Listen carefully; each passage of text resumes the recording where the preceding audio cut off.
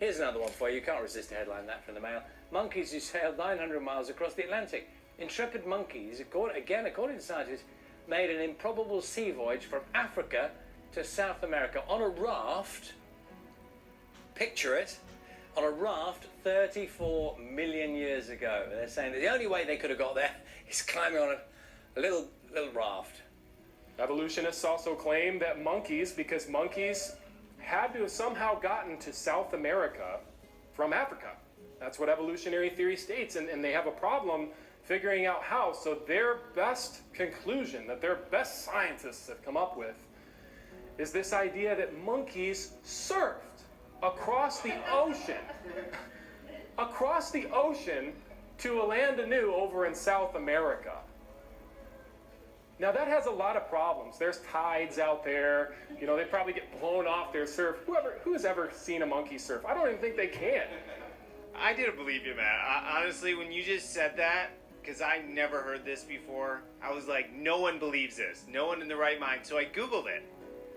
Look at this. NationalGeographic.com. Long ago, about 36 million years before today, a raft of monkeys found themselves adrift in the Atlantic. I mean, can you believe this? This is really what they believe? This is crazy. CNN.com. Prehistoric monkeys rafted across the Atlantic. Are you kidding me, Matt? Some things come to my mind immediately. First, what would ever possess a group of monkeys to find anything of a platform and take to sea? Secondly, how did they survive? Now, I did a little background on this, and if you rowed a canoe, you'd move at about 3 miles per hour. That's if you rowed. And you would make it across in a straight line, which is not possible, by the way, if you're floating.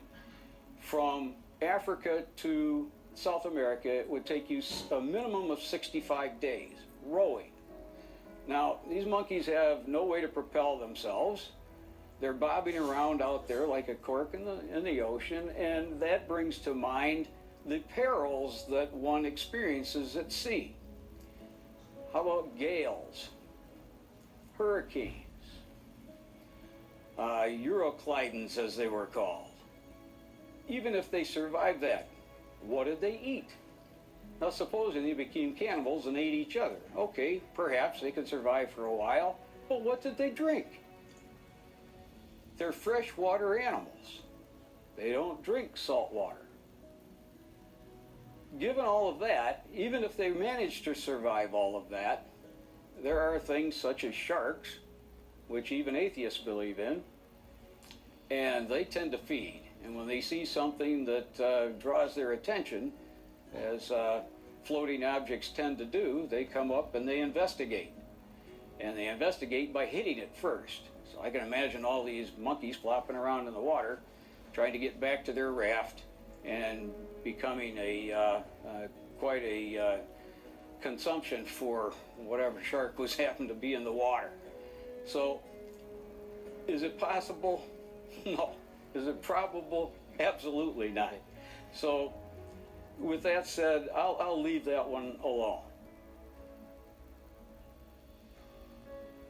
The surfing monkey theory is so hilarious to me, I'm almost embarrassed even talking about it. But the thing is, we have to talk about it because they're actually promoting this in so-called science books today. And it's just a reminder that these people, whenever there's evidence, which is what science is supposed to be based off, that there is a creator, that whenever they find evidence that disproves evolution, they go to just crazy theories like the surfing monkey theory. And they come up with stuff like that, and we're supposed to take them serious, and we're supposed to let them intimidate us into silence on what we believe when they're coming up with stuff like that. I find it insulting, and it's embarrassing that we even have to address these type of things. But anything's acceptable as long as it doesn't include God today. Monkeys are fairly smart, so I don't see why it wouldn't be possible.